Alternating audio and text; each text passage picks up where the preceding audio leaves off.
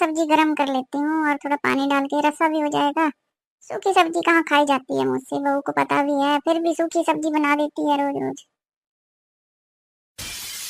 अरे थाली गिर गई, अब मैं क्या करूँ? बहू चिल्लाएगी अब मुझ पे। हे भगवान, मेरे हाथों में भी नहीं पकड़ ही नहीं रही है इस गठिया के कारण। फिर से गिरा दी सब्जी और बर्तन भी, प्लेट भी तोड़ दी। रोज रोज क्यों आ जाती हो माँ जी किचन में जब मैंने मना किया है? दी तो थी सब्जी आपको, सारा किचन गंदा कर दिया। साफ कौन करेगा? बड़े नौकर रख रखे हैं आपने मेरे लिए। खुद तो ढेले भर का काम नहीं करना, मेरा काम और बढ़ा देती है। बहू, तुम क्यों चिल्ला रही हो उसके ऊपर? पता तो है तुम्हें तुम्हारी सास को गठिया है, उसके हाथ की पकड़ ढीली है। गिर गई थाली तो क्या हुआ? कौन सा आसमान टूट पड़ा है? क्या सुनाने की जरूरत है तुम्हें इतना?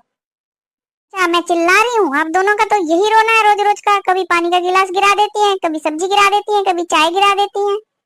रोज रोज कौन साफ करेगा? चलो मालती, मैं पकड़ के ले चलता हूँ अपने कमरे में। चलो, मैं वहीं ला देता हूँ तुम्हारे लिए खाना। हाँ जी चलो, मुझे पकड़ के ले चलो। रोज रोज ना बुड्ढा बुड्ढी ने ना मेरा जीना हराम कर दिया। हर दिन कुछ ना कुछ गिराते रहते हैं बस। अब फिर से मुझे सफाई करनी पड़ेगी। तंग आ गई मैं इनकी हरकतों से। अरे मालती, तुम अपनी बहू से उलझाई मत करो, शांत रहा करो। वो तो पता है तुम्हें कितने गर्म मिजाज की है। आपको पता है मैं तो उससे मुंह ही नहीं लगाती हूँ, एकदम चुप रहती हूँ चाहे कुछ भी बोले वो। तुमने अपनी बहू को कितना लाड प्यार दिया, कितना अच्छे से सिखाया पढ़ाया उसको, और इसने अपने रंग दिखाना शुरू कर दिए। हाँ जी, जब आई थी ब्याह करके तो इसको रोटी तक बनाने नहीं आती थी। मैंने इसको खाना बनाना सिखाया। पढ़ी लिखी नहीं थी, मैंने इसको बीए करवाया कि चलो पढ़ लिख जाएगी तो थोड़ी उठने बैठने लायक हो जाएगी। अरे हमने सोचा गरीब घर की लड़की है, खुद कुछ देखा नहीं है पीछे, तो आगे जाके चलो देखभाल लेगी अच्छे से, हमें भी अच्छे से रखेगी, खुद भी अच्छे से रहेगी। हाँ जी, यही सोच के है कि गरीब घर की है, चलो हमारी सेवा करेगी, संस्कारी होगी। पर इसने तो अपने संस्कार दिखाने जो चालू किए हैं, हम तो बर्बाद ही हो गए एक तरह से समझो। मुझे तो अपने बेटे पे तरस आता है। बेचारा दिन भर ऑफिस में काम करता है, रात को इसकी चिक चिक सुननी पड़ती है। हाँ जी, इसके लिए मैं ही जिम्मेदार हूँ। शेखर की पसंद तो वो प्रिया थी, कितनी सुंदर सुशील लड़की थी। काश मैंने इसकी बात मान ली होती। समाज बिरादरी के डर से मैंने सोचा कि समाज वाले क्या कहेंगे, अपनी बिरादरी की नहीं है। पर मुझे उस वक्त नहीं सुनना चाहिए था ये सब। मैंने ही अपने बेटे का घर बर्बाद किया। अरे मालती, तुम ऐसा क्यों सोचती हो? तुम अपने आप को क्यों कोस रही हो? हमने अपनी तरफ से कोई कसर नहीं छोड़ी उसको अच्छा बनाने में। अरे अच्छा बनाने के चक्कर में ज्यादा सिर पे चढ़ा लिया। अब छोड़ो इन फालतू की बातों को, सोच सोच के दिमाग ही खराब होगा और क्या। मैंने उस टाइम अपनी ननद की बात भी नहीं मानी। ननद मेरी बोलती थी कि बहू को ज्यादा सिर पे मत चढ़ाओ। आते ही मैंने उसके कुछ काम नहीं उसको करने दिया, खुद ही सारा काम करती थी। और तो और उसके कपड़े तक धो के दिए, और आज रोटी के लिए तरस रहे हैं हम लोग। ये तो और अच्छी बात है कि हमारा बेटा तो हीरा है, हीरा। हाँ मालती, तुम सही कह रही हो। हमारा बेटा हमारी देखभाल करता है।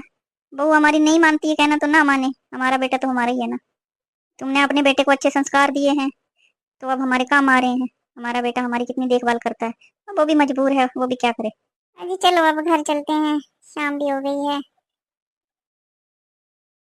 शिल्पी, मैं माँ बहू जी को लेके हॉस्पिटल जा रहा हूँ, उनका रूटीन चेकअप होना है। बच्चों के स्कूल में पेरेंट टीचर मीटिंग है, वहां पे कौन जाएगा? अरे हर बार तो मैं ही जाता हूँ, इस बार तुम चले जाना। तुम जानती हो ना, माँ को गठिया है, उनको बहुत तकलीफ हो रही है। टेस्ट करवाने हैं, कुछ डॉक्टर ने टेस्ट लिखे हैं।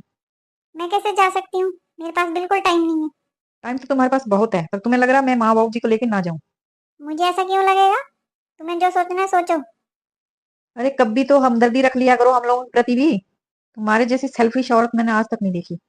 क्या कुछ नहीं किया माँ बहू जी ने तुम्हारे लिए? थोड़ी सी इतनी सी तो हमदर्दी रख उनके लिए। बीमार है वो, इसलिए जा रहा हूँ हॉस्पिटल को। मैं पिकनिक मनाने नहीं जा रहा हूँ। मैं तो जा रहा हूँ माँ बाबू जी को लेकर। तुम्हें पेरेंट टीचर मीटिंग में जाना है तो जाओ, नहीं तो रहने दो, मैं बाद में देख लूंगा। ये क्या बात हुई शेखर? बच्चों का स्कूल है, जाना तो पड़ेगा ना किसी एक को। अब मुझे घर के सारे काम छोड़ के स्कूल जाना पड़ेगा।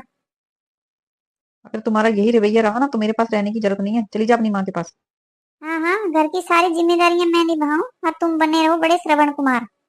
मैंने कहा ना तुमसे, तो बात करना ही बेकार है, मैं जा रहा हूँ। हाँ हाँ, श्रवण कुमार पतियों की पत्नियां तो कभी सुखी रह ही नहीं सकती हैं।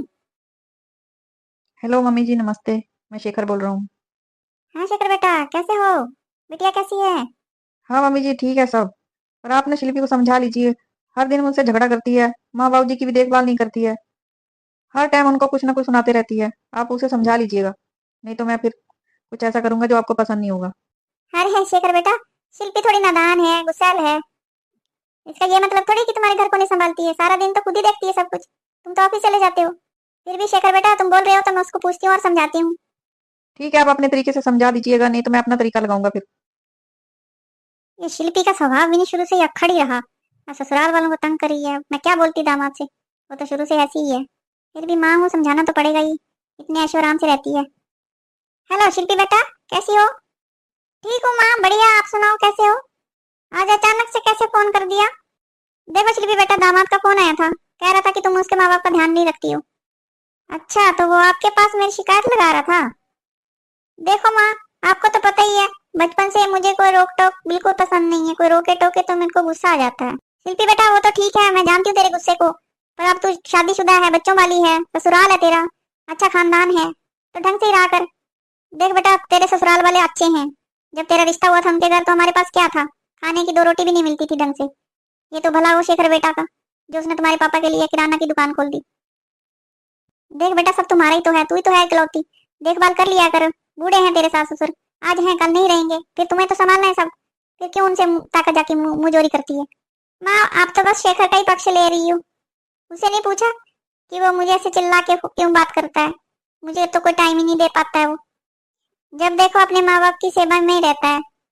तो बेटा इसमें बुरी क्या बात है? माँ बाप की सेवा करना तो अच्छी बात होती है ना। कल को तुम्हारे बच्चे भी सीखेंगे तो वो भी तुम्हारी सेवा करेंगे, यही सोच के उनकी सेवा कर लिया कर। माँ आप तो रहने ही दो, मैं देख लूंगी मेरे ससुराल में कैसा है। नहीं आ रही मैं आपके पास, देखती हूँ मैं कैसे मुझे घर से निकालता है, अगर ऐसी सोच है उसकी तो। अरे शिल्पी बेटा, शेखर तुम्हें घर से नहीं निकाल रहा है, बस ये बोल रहा था कि थोड़ा उसको समझा दो। तो मैं तुम्हें समझाई तो रही हूँ, पर तू समझ ही नहीं रही है। बस यही जिद्दीपन तेरे ले डूबेगा तुझे एक दिन। माँ मुझे नहीं सुनना कुछ, मैं फोन रख रही हूँ।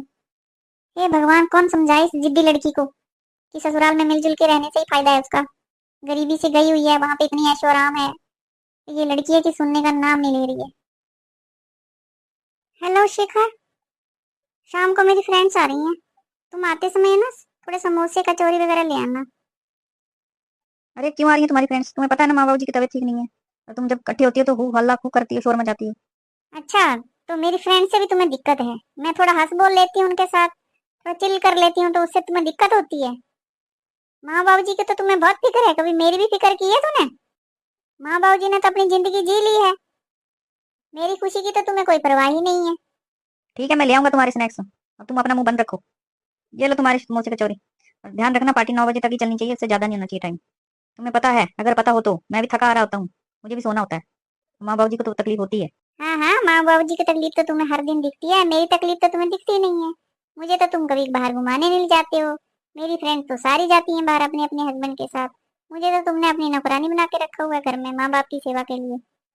हाँ हाँ, माँ बाबू जी की सेवा तो तुम बहुत करती हो, ये मुझसे बेहतर और कौन जानता है। मैं अपनी फ्रेंड्स के साथ थोड़ा सुख दुख बांट लेती हूँ, उनके साथ चिल करती हूँ, तो तुम्हें दिक्कत क्या है? मुझे कोई दिक्कत नहीं है, मैं तो तुमसे बहस ही नहीं करना चाहता हूँ। तुम्हें तो बस बच्चों की चिंता नहीं है, माँ बाबू जी की चिंता नहीं है, बस अपना है कि मैं कैसे खुश रहूँ, कैसे चिल करूँ, कैसे ऐश करूँ, बस। दूसरों की तो तुम्हें कोई परवाह ही नहीं है।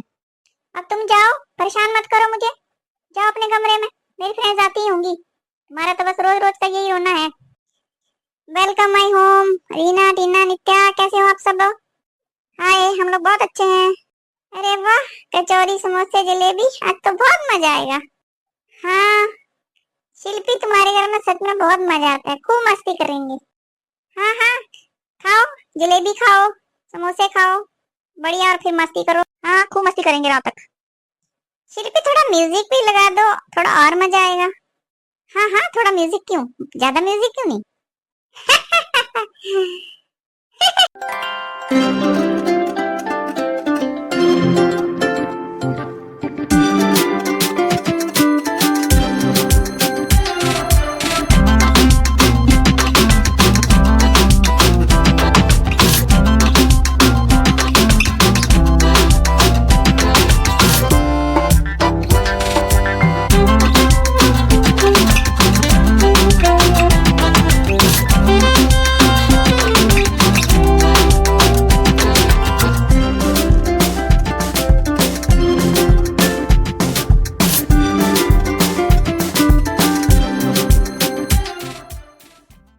शिल्पी खाओ, मजा आ रहा है, खूब मजा आ रहा है। शिल्पी, अब रात ज्यादा हो गई है, मेरे घर वाले भी नाराज हो जाएंगे, फिर चलते हैं हम, बाय, गुड नाइट। चलो बाय, फिर मिलते हैं, खूब मजे किए, फिर आना। Bye bye. शिल्पी, मैंने तुम्हें कहा था ना कि माँ बाबू जी को तकलीफ होती है। तुम अपनी सहेलियों से बोल दिया करो, इतनी देर रात तक पार्टी नहीं चलेगी हमारे घर में। अरे इतनी देर कहाँ हुई थी, सिर्फ आधा घंटा तो हुआ था ज्यादा।